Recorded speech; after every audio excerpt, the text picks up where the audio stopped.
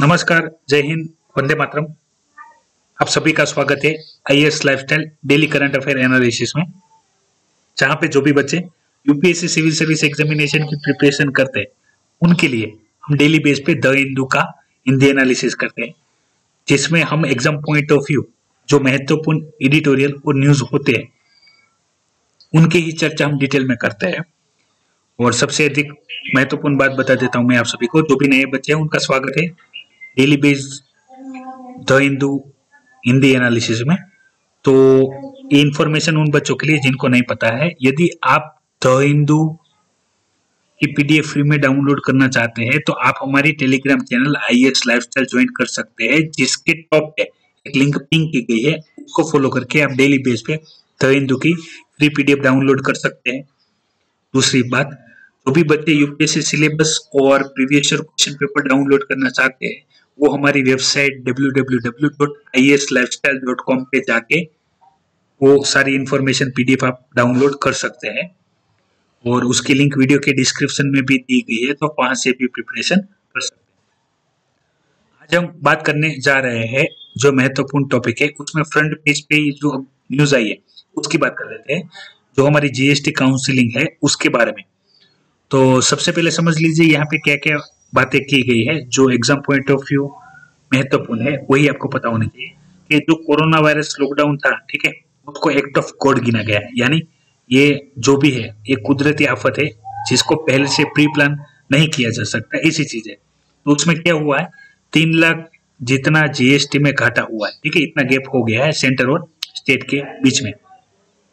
तो ये घाटा कम करने के लिए जो हमारी जीएसटी कमेटी है, उन्होंने क्या किया है, उन्होंने स्टेट को जो भी ये घाटा है वो कम करने के लिए उनको जो बोरोविंग चाहिए, तो उनके लिए उन्होंने स्पेशल विंडो का ऑप्शन ओपन किया है, जिसे स्टेट अपनी नीड के अनुसार जो आरबीआई है वहां से 97,000 करोड़ जितना अमाउंट ले सकेंगे स्टेट, ठीक है, ताकि अपनी जो भी गैपिंग है, जीएसटी गैपिंग है, वो कंप्लीट हो जाए।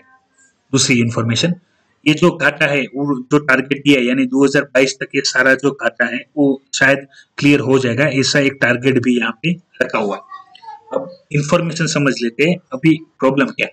जैसे जीएसटी से पहले हम वैल्यू एडिड टैक्स की बात करें, वेट की बात करें, तो उसमें स्टेट के पास भी काफी सारी टैक्स लगाने की अथॉरिटी थी, जिसकी स्टेट की इनकम भी अच्छे से हो जाती थी। अभी क्या हुआ, जीएसटी के बाद जो हमने 2017 में लागू किया है, तो उसमें जो स्टेट ने अपनी जो टैक्स की अथॉरिटी वो किसको दे दी, वो दे दी है सेंटर को। यानी जीएसटी में सारा टैक्स कहाँ जाता है, सेंटर के पास, और सेंटर फिर उसको स्टेट को डिस्ट्रीब्यूट करता है। तो इसमें क्या हुआ, जो इक्का दुक्का जो टैक्स है, ठीक है, प्रायोरिटी है, जिसका पैसा स्टेट गवर्नमेंट के पास जाता है, उसके सिवा सारा पैसा जाएगा सेंटर के पास। अभी सेंटर का भी हालत इकोनॉमिकल क्राइसिस की वजह से ऐसा हो गया कि भाई जो न्यू रेवेन्यू है, जिसकी हमने चर्चा कल ही 2 दिन की है, कि जो न्यू रेवेन्यू है वो आ नहीं रहा है, वो जितना जमा पूंजी था, ठीक है, सरकारी तिजोरी में जितना पैसा था वो खर्च हो रहा है। तो अभी सेंटर है वो स्टेट को जीएसटी काउंसिलिंग में, जीएसटी में जितना फंड देना चाहिए वो अचीव नहीं कर रही, हालांकि दे रही है लेकिन अचीव नहीं कर रही है। तो इन जो गैप है उसको मेंटेन करने के लिए सेंटर है उन्होंने स्टेट को अलाउ किया है, ताकि वो अपना जो भी अभी डिफरेंस है उसके लिए उधारी ले सके। अब उधारी की बात आती, तब बात आती एफआरबीएम एक्ट की, जो 2016 में एनके सिंह कमेटी ने द्वारा जो रिकमेंडेशन दिया था, यानी जो डेब्ट टू जीडीपी रेशियो है, ठीक है, सेंटर और स्टेट का, तो वहां पे ऐसा पहले प्री प्लान किया गया था कि 2023 तक वो हम 3% तक लेके आएंगे, ठीक है, टैक्स टू जीडीपी रेशियो है वो, और उसको मेंटेन करेंगे, ताकि क्या हो, हमारी इंटरनेशनल जितने भी ऑर्गेनाइजेशन है वहां पे जो हमारी कंट्री है उसका रैंकिंग अच्छा हो, ताकि हमारे पास जो एफडीआई है, फॉरेन इन्वेस्टमेंट है, ठीक है, वो आ सके और इंडिया का डेवलपमेंट हो सके। तो अभी सेंटर ने क्या किया है कि भाई जैसे ही आप उधार लेते हो तो आपका जो टैक्स टू जीडीपी रेशियो है वो चेंज हो जाएगा, तो उसमें 5% का अभी रिलैक्सेशन दिया जा रहा है, ठीक है, ये बात बताई गई है सेंटर के द्वारा। तो ये जीएसटी से जुड़े जितने भी महत्वपूर्ण बातें थी वो मैंने आपको यहाँ पे बता दी। इसका भी इन डिटेल डिस्कशन करेंगे एडिटोरियल के अंदर, 1-2 दिन में इसकी इन डिटेल इंफॉर्मेशन आ जाएगी आरबीआई की गाइडलाइंस के साथ, तब इन डिटेल डिस्कशन देखेंगे। फिर यहाँ पे बात हो रही है जो सुप्रीम कोर्ट ने जो फैसला दिया है SC और ST कम्युनिटी जो है, ठीक है, शेड्यूल कास्ट और शेड्यूल ट्राइब से, उनके बारे में जो वीकेस्ट ऑफ वीकर है, ठीक है। यानी क्या बात हो गई है कि मान लो कि अभी जो शेड्यूल SC और ST पीपल है जो अपना आरक्षण का लाभ ले रहे हैं, तो उसमें क्या हो रहा है, जैसे पहले 2004 का ये वर्डिक्ट है तब की बात करें तो पहले जो स्टेट वाइज सब ग्रुप है, ठीक है, उसको अलाउ नहीं किया गया था। अभी जो 5 बेंच जज है उन्होंने क्या बोला कि सब ग्रुप बनाना चाहिए। होता क्या है कि जो भी अभी बेनिफिट ले रहे हैं अभी हाल SC ST रिजर्वेशन का, वो एक ग्रुप ही अपना बेनिफिट ले पा रहा है, बाकी के जो ग्रुप है जो सबसे ज्यादा नीडी है, ठीक है, जो सबसे ज्यादा वीकेस्ट है, ठीक है, उनके तक बेनिफिट नहीं पहुंच रहा है। यहाँ पे या क्या बोला जा रहा है कि भाई स्टेट को जो सब ग्रुप है वो बनाना चाहिए ताकि बेनिफिट सब तक पहुंच सके, ठीक है। जो भी एक क्लास है जो SC ST का बेनिफिट ले रहा है उससे ज्यादा आगे बढ़ सके, जो नीडी है उस तक हम पहुंच सके। उन्होंने जजमेंट में क्या बोला था कि भाई सब ग्रुप नहीं रखना, अभी इस जजमेंट में रखा है सब ग्रुप रखना, तो कॉन्ट्राडिक्शन हो गया। तो ये भेज दिया गया है 7 बेंच को। 7 बेंच जज होंगे, वो अपना जो भी निर्णय सुनाएंगे वो फाइनल रहेगा, तब इसकी इन डिटेल डिस्कशन करेंगे। हालांकि यहाँ पे जितनी इंफॉर्मेशन दी गई है वो मैंने आपको बता दी। याद रखिएगा ये OBC और EWS के लिए नहीं है, सिर्फ SC और ST के लिए सब ग्रुपिंग की बात। बाकी इंफॉर्मेशन आई है अंडमान ट्राइब्स के बारे में, वो देख लेते हैं। जियोग्राफिकल भी इम्पोर्टेंस है और बाकी कोविड-19 के पर्सपेक्टिव ऑफ व्यू भी इम्पोर्टेंस है। क्या बताई गई है कि जो ट्राइबल पीपल है, ठीक है, 5 ट्राइबल कम्युनिटी यहाँ पे बताई गई है, उनमें से जो PVTGS है, ठीक है, पर्टिकुलरली वनरेबल ट्राइबल ग्रुप्स, तो इनमें से कोविड-19 पॉजिटिव केस आए जिनको आइसोलेशन पे रखा गया है। पोर्ट ब्लेयर याद रखना है आपको, अंडमान का कैपिटल है, ठीक है। यदि आप में से जो भी बच्चे UPSC civil service examination pass कर लेंगे तो भारत दर्शन में आपको भी यहाँ पे लेके जाएंगे। फिर जैसे आपने काफी सारे देखे होंगे शायद वीडियो, जो लबासना के वीडियो अवेलेबल है यूट्यूब पे, तो वहाँ पे जो सी फ्लोर होता है, ठीक है, वहाँ पे जो मछलियाँ होती है वो लोग देखने के लिए उसके जो सतह है, ठीक है, उसके गहराई में जाते हैं, पानी में गहराई में जाते हैं, नई नई फिश देखते हैं, तो आपने देखा होगा, तो वो भी आप कर सकते हैं यदि अच्छे से करें तो। और दूसरी महत्वपूर्ण है वहाँ पे कौन सी भाषा बोली जाती है ट्राइबल पीपल में, चेरू लैंग्वेज बोली जाती है। मान लीजिए प्रीलिम्स में आपको एक सारी इंफॉर्मेशन उठा के पूछ ले तो आपको लिखने में आसानी हो। हालांकि पर्टिकुलर कोई स्टेट या कोई यूनियन टेरिटरी को टारगेट करके कोई इंफॉर्मेशन पूछे ऐसा कम होता है, फिर भी ट्राइबल पीपल के ऊपर है तो हम यहाँ पे एक मेन न्यूज में आया है तो देख लेते हैं। फिर चर्चा करते हैं आज एडिटोरियल और न्यूज में। तो फिर से क्लिनिकल ट्रायल जो फेज है उसकी इंफॉर्मेशन यहाँ पे आई है। तो ये सारी इंफॉर्मेशन हमने ऑलरेडी डिस्कस कर ली है, लेकिन फिर भी इसकी जो महत्वपूर्ण बातें हैं उसकी डिस्कशन यहाँ पे कर लेते हैं।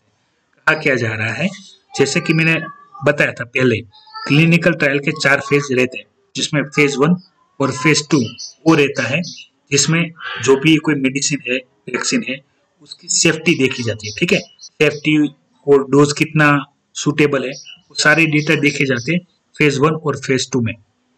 उसके बाद आता है महत्वपूर्ण फेज, वो है फेज 3, जिसमें टेस्टिंग करते हैं जो वर्चुअल न्यूट्रल एंटीबॉडी है उसके ऊपर।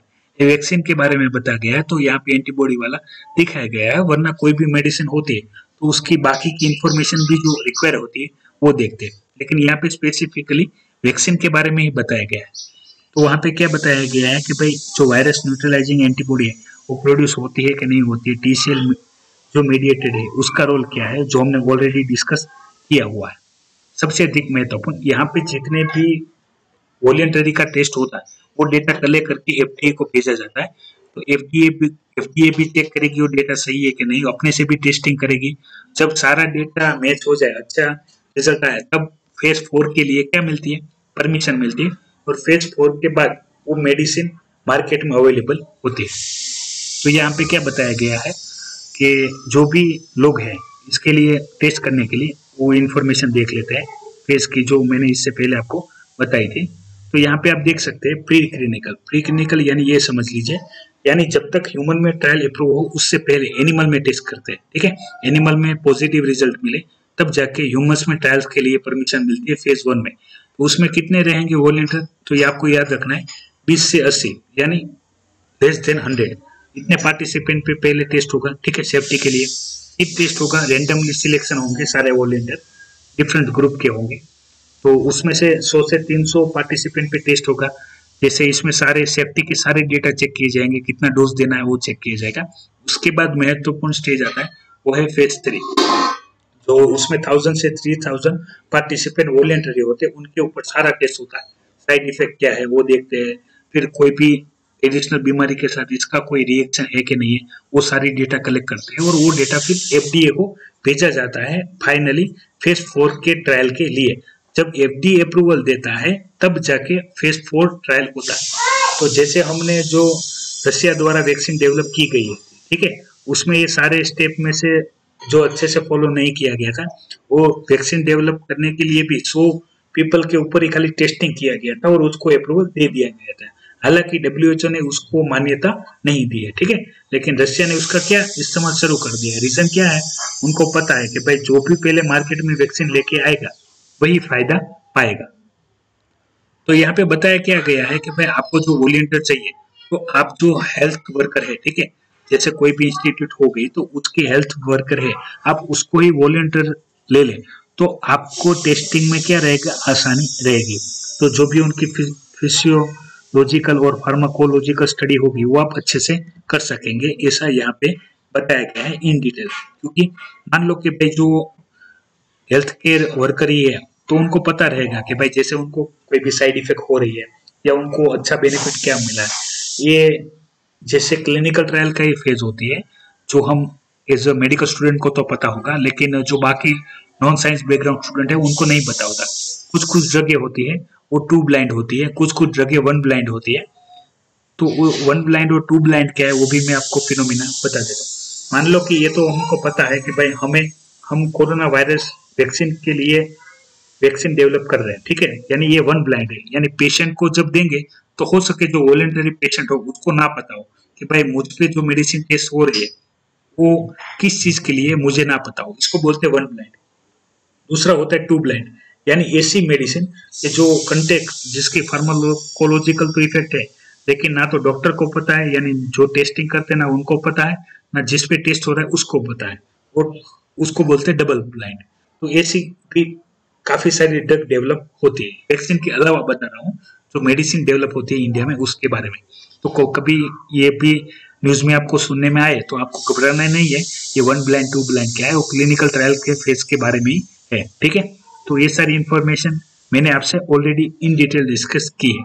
ये यहाँ पे दिया गया है पुलवामा अटैक जो हुआ था, ठीक है, तो उसमें जो अजहर है उसका रोल क्या था और कैसे पूरा प्लान किया गया है, वो पूरा जो न्यूज है वो इसमें इन डिटेल बताई गई है। एग्जाम पॉइंट ऑफ व्यू महत्वपूर्ण नहीं है, हम इसको स्किप कर सकते हैं, ठीक है।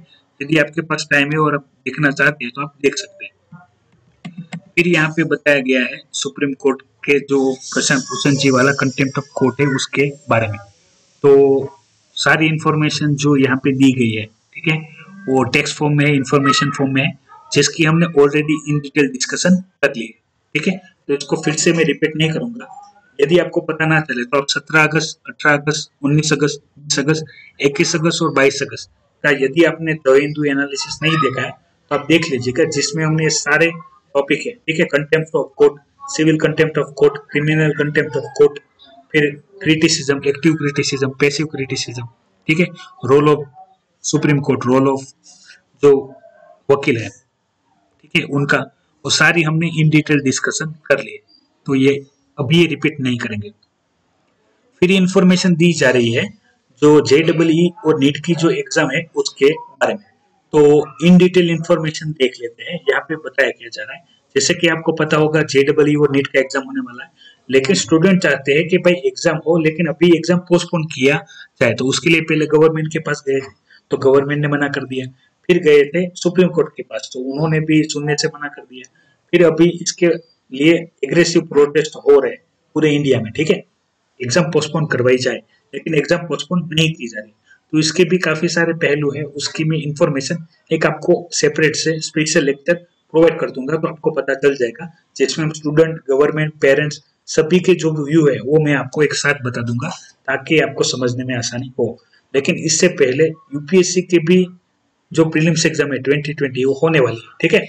तो इसको लेके आप ऐसा मत समझिएगा कि JEE और नीट पोस्टपोन होनी है तो शायद यूपीएससी जो 2020 वो भी पोस्टपोन नहीं होगी।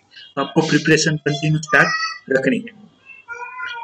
यहाँ से आगे बात करें तो जो डिजिटल हेल्थ केयर सिस्टम है, ठीक है, उसके लिए फिर से इंफॉर्मेशन आई थी जो 15 अगस्त को माननीय वड़ा प्रधान नरेंद्र मोदी जी ने बताई थी।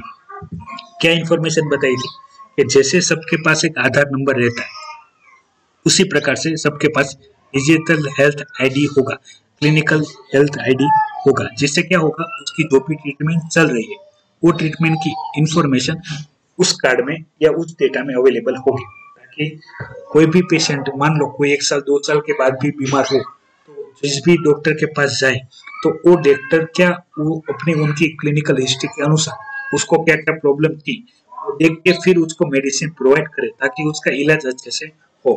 कहा क्या जा रहा है कि भाई आपके पास हेल्थ इंफ्रास्ट्रक्चर तो है नहीं, ठीक है। दूसरी चीज जो मैंने ऑलरेडी आपसे डिस्कस की है कि आपके पास डेटा प्रोटेक्शन एक्ट भी नहीं है, ठीक है, फिर भी आप क्या कर रहे हो, फिर भी आप ऐसी डिजिटल इंफ्रास्ट्रक्चर डेवलप कर रहे हो। मान लो कि जो डेटा है उसका मिस यूज है, यानी कोई ऐसी बीमारी है जो लोग ओपनली किसी को नहीं बताते, वो डेटा लीक हो जाए, ठीक है, उससे लोगों को ब्लैकमेल किया जाए तो क्या करोगे। दूसरी चीज, यदि आप ऐसी हेल्थ आईडी बना भी देते हो तो आप एक्सेस किन डॉक्टर को दोगे। दूसरा चीज, ऐसे पूरे भारत में ऐसे करोड़ों लोग हैं, ठीक है, जिनका ना तो राशन कार्ड है, ना तो उनका आधार कार्ड है, ना तो उनका रेसिडेंस प्रूफ है, ठीक है, तो उन सब का भी करोगे कि नहीं करोगे, ये सारी बातें। तो इन सब को लीगल करने के लिए आप क्या करोगे, उसका कोई भी इंफॉर्मेशन है नहीं और आप सीधे चले हो डिजिटल हेल्थ के सेक्टर में, ठीक है। यानी यहाँ पे क्या बताया जा रहा है कि आप गाड़ी तो आपने तैयार कर ली लेकिन घोड़ा ही नहीं है तो आप चलाओगे कैसे, ठीक है। तो ये सारी बातों की डिस्कशन ऑलरेडी हम कर चुके हैं, लेकिन ये यहाँ से फिर से आया है तो जो बच्चे नए हैं उनको पता चल सके, इसलिए हमने एक बार रिपीट कर लिया। फिर हम यहाँ से आगे इंफॉर्मेशन की बात करें तो जो न्यूज़ इम्पोर्टेंस है उसकी हम बात कर लेते हैं।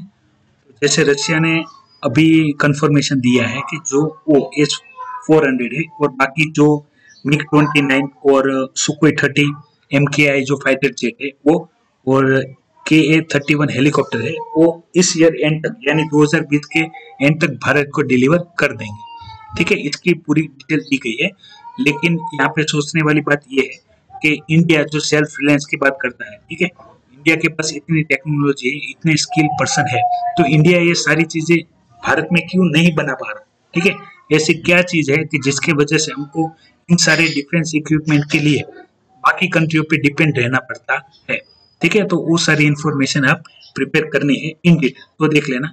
आपको पता होना चाहिए MiG-29 और सुखोई 30 MKI है और जो KA-31 हेलीकॉप्टर है, ठीक है, कौन सा नाम किस इक्विपमेंट के लिए है वो आपको पता होना चाहिए, कंफ्यूज नहीं होना, ठीक है। सारे जितने भी होते हैं उसका इम्पोर्टेंस नहीं है, लेकिन ये जो चीजें होती है तो वो आपको इन डिटेल पता होना चाहिए कि जो हम बाहर से क्या करते हैं, इंपोर्ट करते हैं, ठीक है।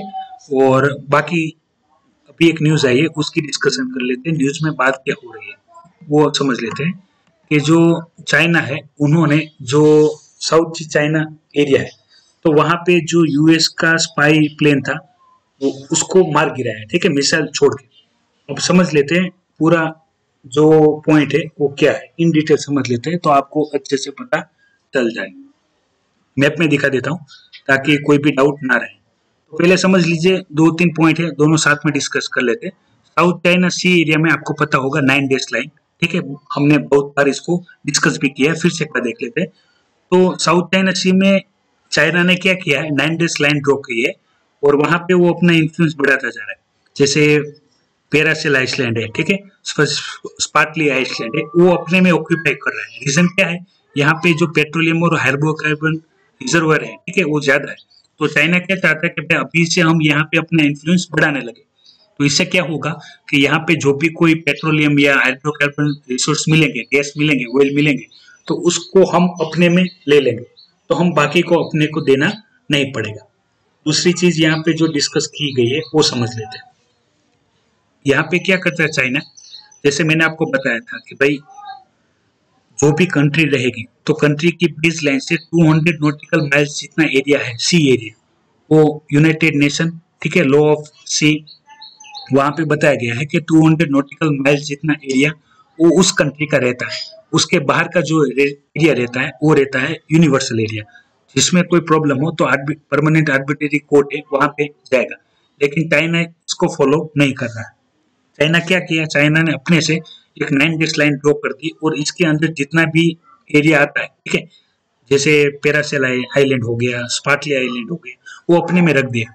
और जैसे कि जिस कंट्री में ये आता है, जैसे फिलीपींस ने जो United Nation permanent law of the sea है, तो वो उस कन्वेंशन है, परमानेंट आर्बिट्रेरी कोर्ट है, तो वहां पे जब केस किया कि भाई देखो ये लाइन है, इसके हिसाब से ये हमारी जो भी टेरिटरी है, हमारा आइलैंड है, वहां पे चाइना उसको एनॉक्स करने की कोशिश कर रहा है, ठीक है।